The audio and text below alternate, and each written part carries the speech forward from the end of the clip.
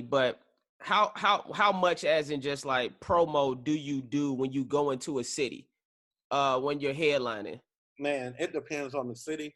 Like I know, I say this: if it's DC, New York, Houston, Chicago, any big markets like that, there's no expense I spare, because Gotcha. the ceiling on the money that you can bring in is ridiculous. You know what I mean?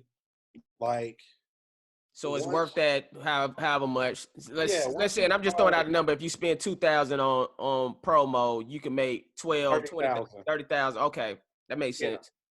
So what is that 2,000? Is really whenever you can pull in 30,000 by spending it. Straight up.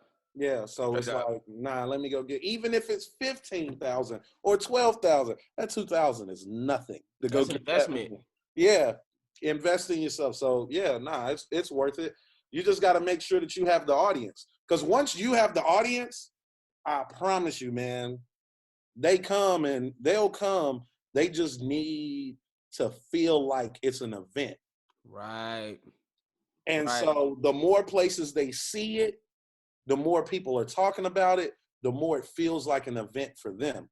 So if they see it on Facebook and see it on Instagram, and I'm not talking about just on your page, like a promo just pop up out of nowhere, or they hear it on the radio and they see it on social media, they're like, oh man, this is really a big deal. Right. Maybe I'm tripping. Yeah, I gotta go. Shit, I gotta go see if they got tickets left. That's the way people are. Like if I told people, hey, you know Chris Tucker coming, they'd be like, oh, for real? That's dope. Right. But if Live Nation say Chris Tucker in the theater tonight, they'd be like, oh, why ain't you niggas tell me? Right.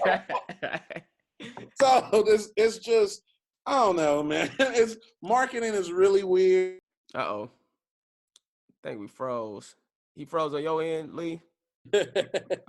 Oh, you back. My bad. I see you. You went away for me for a second. Yeah, he was still clear over here. I don't know what's going on. Zoom heard us giving away secrets. They like, oh, they're on to us. Right. They nobody advertising. Cancel these niggas. Hey, so what made you post your first video, the one that went viral on Facebook versus YouTube? What was the thinking behind that? And when did you start the transition to putting videos on YouTube and Instagram also? Well, 2011, I started on YouTube because Facebook didn't always let you do it. They just Right. let you post your YouTube video onto Facebook, and people would just have to share it that way. I realize now that I've just been doing everything wrong, but that's the beauty of doing it. You learn as you go, man. Like Facebook, people don't really like watching long content like that. YouTube, they'll watch a movie on YouTube. Right. They don't care. Your content can be 3 hours long. They be like, man, I bet this is gonna be fire. Right. Well, they do that with Joe Rogan interviews. Yeah, You know? they really. I'm telling you, YouTube. If you ever on you making a YouTube video and you go, oh, this is too long, that means you know nothing about YouTube, buddy. Because nothing is. You think they don't have the time, nigga? They got time. They do. Facebook, people watching at work. They're cubicle. They pulling up the tab, and they need it to shoot back down real quickly. So your quick videos work. You know what I mean? And then Gotcha. yeah, and YouTube and Facebook work well on computers. You know what I mean? Where Instagram, it was like phone or bust. You know what I mean? Right. But Facebook, nah, man. Every morning you get the touch. How many people would you think are on Facebook, you know what I mean, during the day while they're at work? Well, I'm gonna guess a lot. Yeah, you see what I'm saying? Right. So that's prime really. Facebook was the greatest channel on television. Well, it is the greatest. I mean, cell phone in general. I mean, everybody is on their cell phone looking down. People even have like something playing on their TV and they still looking down at their cell phone. Right.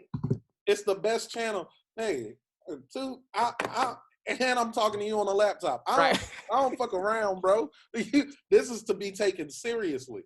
And my bad. I'm listening. No, but if you take it seriously, it works for you, man. I was putting in 16 hours a day. 16 hours. And what were you doing in those I might 16 go hours?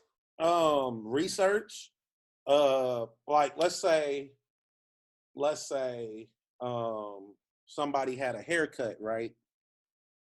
And I was like, it looked like Grace Jones and Conan. I'll look through every Grace Jones Conan photo of that haircut until I find the one that I had to have a picture or video for every single joke that I had. I had to research every single part of the story when I found a video, or if it was something going on. I looked at TMZ, I looked at Bossum, I looked at Shade Room, I look at everybody's stories. I go look and see what they said on Twitter, to whatever, anything that I can use to talk about this. And then Facebook had it this way. They don't do it no more, but they used to on Facebook. You go to the search engine and hit search. It'll tell you the top 10 most talked about things on Facebook. Oh, I remember that. Yeah, they don't do that anymore, huh? Man, I wish, bro. Oh, it killed me. I was like, I just picked one of these 10. Hell yeah. Yeah. Nah, bro. It's all strategy, man. I know some people get it off because of luck and things like that, but for me, I'm not a fly by the seat of your pants kind of guy. Like when it comes to my career, every step is with purpose. Straight up, bro. Wait a minute. I got 2 questions.